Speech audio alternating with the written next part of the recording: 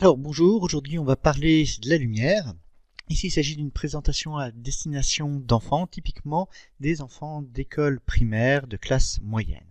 Alors on va parler de la lumière, mais aussi d'un des constituants principaux de la lumière, les photons, et aussi des notions de couleur, de mouvement. Alors la lumière, on en a partout. Ici on peut remarquer différentes sources de lumière, que ce soit la lumière du soleil, la lumière d'un feu, la lumière d'une ampoule à incandescence.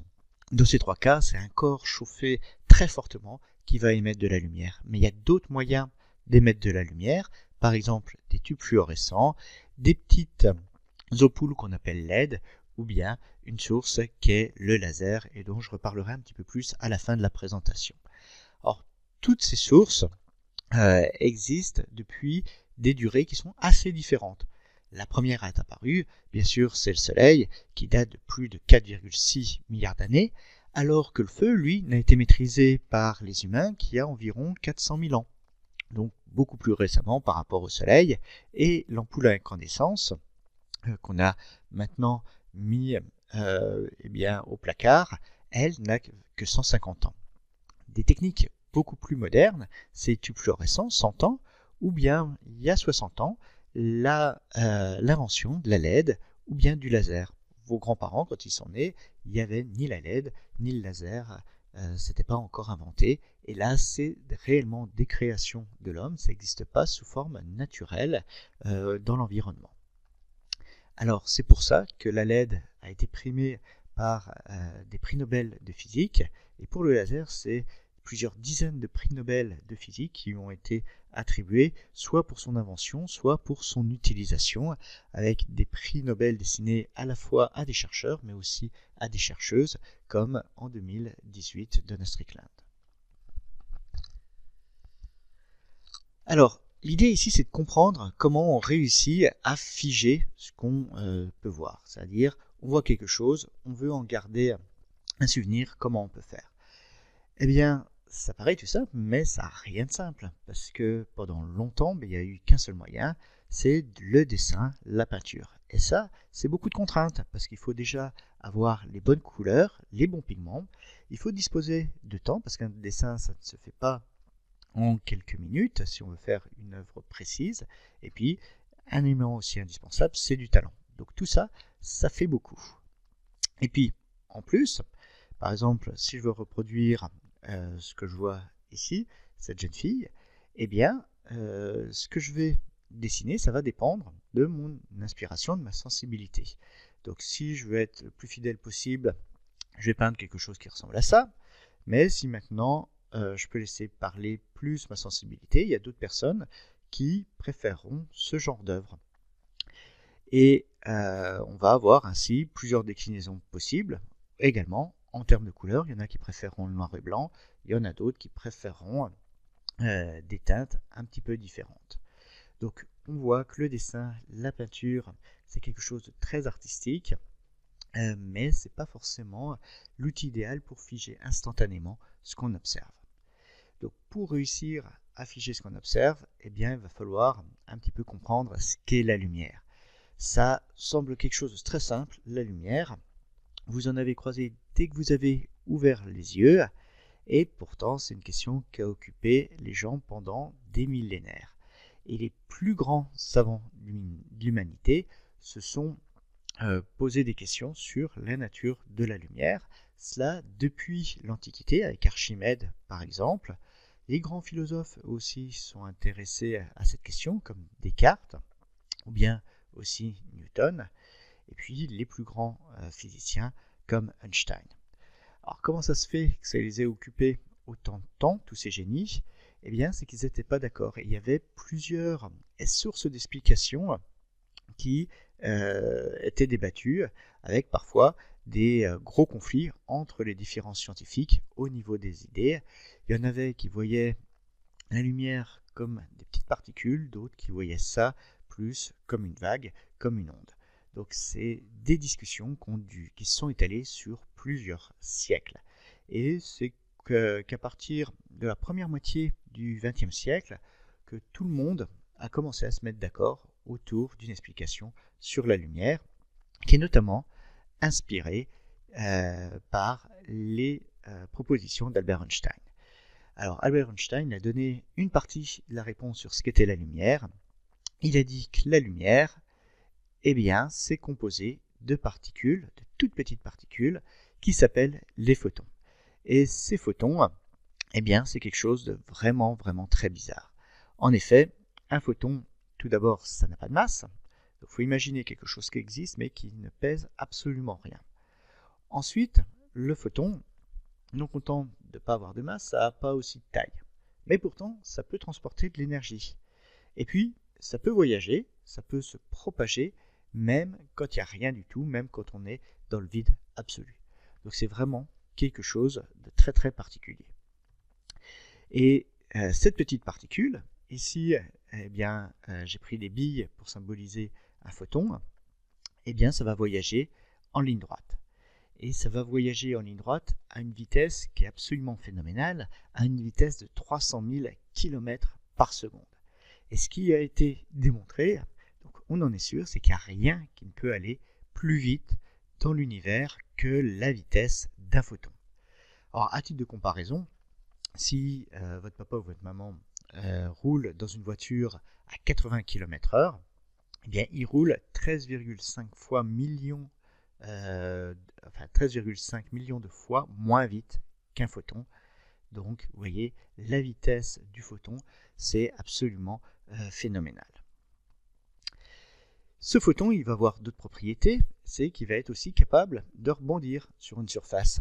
Donc on appelle ça se réfléchir sur la surface, et ça va expliquer par exemple comment on a la formation d'une image sur un miroir. C'est les photons qui rebondissent à la surface du miroir. Le miroir, c'est une petite pellicule d'argent ou d'aluminium.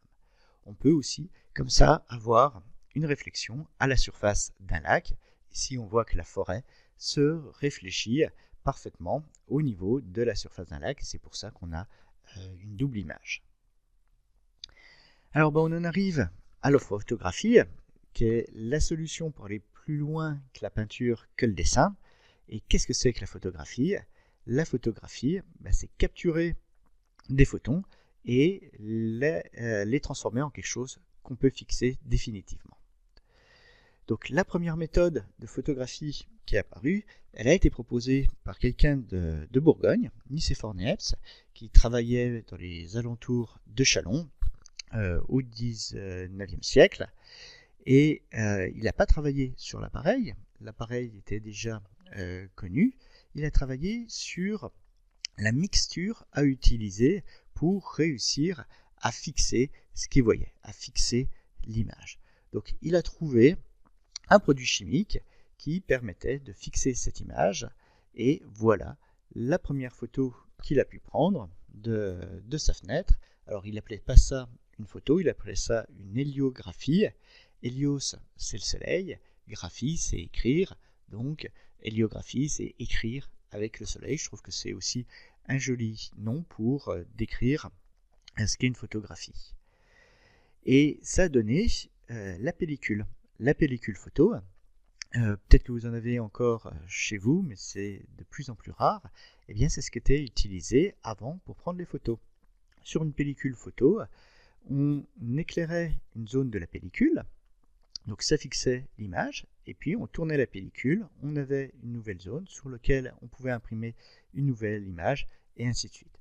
Sur une pellicule photo, on pouvait prendre 24 ou 36 images, et une fois qu'on avait fini la pellicule, on allait chez le photographe, il développait la pellicule, et il nous donnait les photos, soit sous forme de diapositive, soit sous forme d'une impression sur du papier photographique. Donc ça, vous voyez, c'était quand même assez contraignant parce qu'il fallait cette pellicule, il fallait l'emmener faire se développer. Et ça, maintenant, quand dans une soirée, vous prenez une centaine de photos dans la soirée, il aurait fallu avant changer 4 ou 5 fois de pellicule et vous n'auriez pas pu envoyer ça sur Internet. C'était pas possible. Alors, la solution que vous connaissez maintenant, elle est totalement différente et elle est plus basée sur une solution chimique mise sur un film de pellicule. Non, elle est basée sur ce qu'on appelle un capteur numérique. Alors ce capteur numérique, c'est un petit élément qu'on va trouver dans tous les smartphones. Et qu'est-ce qu'il va faire ce petit élément? Eh bien, il va convertir la lumière en un signal électrique qui ensuite va pouvoir être manipulé par l'ordinateur ou bien par le smartphone. Et il va être aussi, il va pouvoir être enregistré sous forme d'un fichier électronique. Alors comment ça marche ce capteur numérique? Eh bien si on zoome très fort avec un microscope sur la surface du capteur numérique, ce qu'on voit c'est des rangées et des colonnes de cellules. Alors à quoi correspondent ces cellules? Eh bien ça va être en fait des pièges pour capter les photons qui arrivent sur le capteur. Ils vont être ainsi piégés et vont être convertis en signal électrique, et c'est comme ça qu'on va enregistrer cette image sous la forme d'un fichier électronique. Alors, vu que c'est maintenant des fichiers électroniques, il y a quand même quelques précautions à prendre. Vous avez l'habitude de mettre tous vos fichiers électroniques, par exemple, qui sortent du smartphone. C'est le smartphone maintenant a tendance à les mettre automatiquement désauvegardés sur Internet. Vous avez l'habitude d'échanger beaucoup vos photos avec vos copains, vos copines. Faites quand même attention, gardez un minimum de vigilance. Mettez pas toutes vos photos accessibles à tout le monde. Parce que quand on a une photo, il suffit de 3 clics pour complètement la modifier, pour en faire absolument ce qu'on veut. Il n'y a rien de plus simple que de trafiquer une photo. Et du coup, quand vous voyez aussi une photo, soyez vigilants. Ce n'est pas parce que vous voyez une photo que ça correspond directement à la vérité. Ça peut être le résultat d'un petit bidouillage qui a été fait très facilement par d'autres personnes. Alors, une petite notion dont je n'ai pas parlé, c'est le temps de pause. Alors, le temps de pause, c'est un petit élément qu'il faut choisir et qui correspond à la durée pendant laquelle on va éclairer soit la pellicule, soit le capteur. Si on choisit bien le temps de pause, on va avoir une image où les zones claires et les zones sombres vont bien pouvoir être distinguées. Donc ça va faire une belle image avec un beau contraste, on va être content. Par contre, si j'ouvre mon capteur sur un temps pas suffisant, eh bien le capteur ne va pas accumuler assez de photons et du coup le résultat c'est que ça va être assez noir. On ne va pas très bien distinguer l'obscurité des parties très éclairées. Ça c'est le cas d'un temps de pause trop court. Et le contraire, c'est un temps de pause trop long. Dans ce cas-là, je vais avoir trop de lumière qui va venir sur le capteur et le résultat, ça va être une image trop éclairée, trop lumineuse. Donc ça, vous voyez, le temps de pause, c'est un paramètre important et vous avez de la chance parce que le smartphone, il calcule automatiquement le meilleur temps de pause possible et c'est pour ça que vos photos avec le smartphone sont souvent réussies. Avant, avec les précédents appareils, eh bien, il y avait des ratés parce que les temps de pause étaient mal choisis. Alors, le temps de pause, des fois, on peut ne pas avoir envie de suivre le réglage le plus simple. Et ce qu'on peut vouloir prendre, c'est un temps de pause plus long.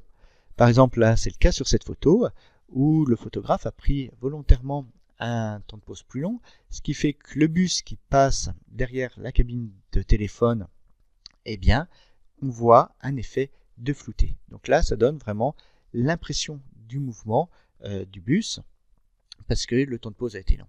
Et ça, c'est la technique qu'on va utiliser dans le light painting pour conserver une trace du mouvement. On va utiliser une source lumineuse qu'on va bouger et le light painting va permettre de conserver la trace du mouvement et c'est comme ça qu'on va dessiner avec les sources lumineuses et avoir des belles images. Alors, dans les exemples que j'ai précédemment montrés, c'était avant tout des images en noir et blanc. Or, la vie, c'est pas en noir et blanc, c'est en couleur, et heureusement, c'est beaucoup plus gai. Ce serait triste s'il y avait que du noir et du blanc. Reste à savoir comment on capte ces couleurs, et puis comment, déjà, combien de couleurs il existe. Alors, il y a des personnes qui disent qu'il y a 7 couleurs, les 7 couleurs de l'arc-en-ciel, c'est-à-dire la lumière blanche, on peut la séparer en 7 couleurs, le violet, le bleu, l'indigo, le vert, le jaune, l'orange et le rouge. C'est un savant de Newton qui nous a dit ça. Et lui, il avait envie d'avoir 7 couleurs, autant de couleurs que de jours dans la semaine. Et puis, il a dit que c'était le spectre de la lumière. Parce que ce qu'il a trouvé, c'est que c'était le faisceau de la lumière se séparait en des petits faisceaux de couleurs différentes, mais beaucoup moins puissants, beaucoup plus palos. Et pour lui, ça lui a fait penser à un spectre, c'est-à-dire un peu à un fantôme de lumière. Donc voilà d'où vient ce nom de spectre de la lumière. Et là, c'est le spectre avec les couleurs naturelles qu'on observe. C'est le spectre du soleil. Alors, on voit qu'il y a bien toutes les couleurs précédemment mentionnées, qu'il y en a même davantage. Et puis, il y a quand même des zones où il y a un petit peu du noir. Et ça, c'est un petit peu la trace de ce qu'on a entre le soleil et puis votre œil. Il y a plein d'éléments chimiques qui sont notamment dans l'atmosphère, dans l'air, et quand il y a un élément chimique, eh bien, ça va absorber un petit peu certaines zones, donc on a certaines couleurs qui sont absorbées du soleil. Mais est-ce qu'on a vraiment que cette couleur? Ben non, on en a beaucoup plus. Vous pouvez trouver des pochettes de crayons de couleur avec 150 couleurs différentes. Et pour celles qui commencent à se maquiller, eh bien, les palettes, elles ne sont pas limitées uniquement à cette couleur. On a une gamme beaucoup plus étendue. Donc du coup, là, on peut s'interroger, on peut s'inquiéter comment est-ce qu'on va être capable, eh bien, dans une photo, d'avoir autant de couleurs, et puis même pour un peintre, comment il fait pour avoir autant de couleurs s'il y en a plus de 150, comment est-ce qu'on peut faire? Eh bien, ce qui a été montré, c'est qu'on n'a pas besoin d'autant de couleurs. En fait, il suffit de choisir 3 couleurs. Et ça va dépendre si on veut créer les couleurs à partir de la lumière ou bien si on veut les créer à partir d'une impression, à partir de peinture. Si on veut les créer à partir de la lumière, les 3 couleurs qu'on va choisir, ce sera le rouge, le bleu et le vert. Et en mélangeant ces 3 couleurs, on va être capable de refaire n'importe quelle autre couleur. Autrement, si c'est de l'impression, on mélangera du jaune, du magenta et du cyan, et on pourra recréer du bleu, du vert, du rouge et du noir. Donc voilà l'exemple de toutes les couleurs qu'on peut recréer à partir du rouge, du bleu et du vert. On voit qu'on a vraiment toutes les teintes qui sont possibles. Alors maintenant, comment est-ce qu'on va faire au niveau du capteur pour recréer ces couleurs? Eh bien, sur le capteur, on va isoler la lumière rouge, la lumière verte et la lumière bleue. Donc on va mettre des petits filtres qui va faire passer que la lumière verte, que la lumière rouge, que la lumière bleue. Donc on ne va pas prendre uniquement une image, mais on va en prendre 3. On va prendre une image dans le rouge, une image dans le vert, une image dans le bleu. Et ce qu'on va enregistrer, c'est bien ces 3 versions de la même scène, une rouge, une verte, une bleue. Donc 3 informations si on veut de la couleur. Et maintenant, qu'est-ce qu'on peut faire pour restituer tout ça? Parce que c'est bien beau de l'avoir enregistré, mais si derrière on n'est pas capable de l'afficher en couleur, ça ne sert pas à grand chose. Eh bien, je vais encore prendre une fois l'exemple d'un écran moderne. Et si on repasse cet écran moderne sur un microscope, ce qu'on voit, c'est que cet écran, il est en fait composé de tout petits bâtonnets. Ça sera les pixels, et on a des bâtonnets bleus, des bâtonnets rouges, des bâtonnets verts. Donc vous comprenez tout de suite comment on va faire. Eh bien, l'image bleue, on va la faire afficher par les bâtonnets bleus. L'image rouge, on va la faire afficher par les bâtonnets rouges. Et les bâtonnets verts, eux, vont nous servir à afficher l'image verte. Et puis, on va mettre plus ou moins de vert, plus ou moins de rouge, plus ou moins de bleu. Et donc, à partir de l'image rouge, de l'image verte, de l'image bleue qu'on a enregistrée, on va les mélanger, on va les additionner. Et ça va nous redonner les couleurs initiales telles qu'on les avait enregistrées. Donc tout marche bien, et tout marche bien avec seulement 3 couleurs, le rouge, le vert et le bleu. Bon, eh bien je vais terminer en parlant d'une source lumineuse très spéciale, le laser. C'est le top du top de ce qu'a pu faire l'homme, et ça a été inventé au XXe siècle. Et là, c'est une source très particulière qui n'a rien à voir avec les ampoules traditionnelles. En effet, dans le cas du laser, tous les photons qui sortent du laser sont identiques, ils vont dans la même direction et ils ont la même couleur. Donc du coup, ça fait une source qui est particulièrement pure et ça le rend particulièrement puissant. Ça veut dire aussi qu'un laser, c'est une source potentiellement dangereuse. Donc si vous avez un laser, même un petit stylo laser, vous amusez pas avec et ne visez jamais les yeux d'un camarade, d'un ami avec, vous pourriez lui abîmer les yeux. Pour les lasers les plus puissants, on peut aller jusqu'à brûler l'œil parce que c'est de la lumière particulièrement puissante. Alors ça, c'est le côté dangereux du laser, mais il y a le côté utile. Le côté utile, c'est que ce laser, il est tellement puissant qu'il va pouvoir découper des tôles de métal qui sont très épaisses. Il va pouvoir aussi souder différents éléments. Donc ça, au niveau de l'industrie, ça a permis de faire des pièces qu'on ne savait pas faire avant, et puis de les faire de manière très précise et de manière aussi très rapide. Il y a aussi des militaires qui ont vu dans le laser le moyen d'avoir une nouvelle arme. Les nouveaux navires américains sont équipés de canons laser. Et là, il faut se rappeler que la lumière, ça voyage à 300 000 km par seconde, donc c'est beaucoup plus rapide, par exemple, qu'un missile. Un missile qui viendrait pour frapper le navire, il voyagerait à 10 000 km par seconde pour les meilleurs. La laser, elle, c'est 300 000 km par seconde. Pardon, j'ai dit 10 000 km par seconde, c'est 10 000 km par heure. Mais le sabre laser, tel qu'on le voit dans Star Wars, pour l'instant, ça ne peut pas exister. Et la physique, elle nous dit que ça ne peut pas exister parce qu'un faisceau qui est limité à une distance fixe, et un sabre, par exemple, d'1,50 m, ben, c'est pas possible. Parce que la lumière, eh bien, on n'a pas moyen, la lumière laser, de la limiter comme ça. Donc c'est pas encore demain qu'il y aura l'étoile de la mort qui sera possible et qui existera.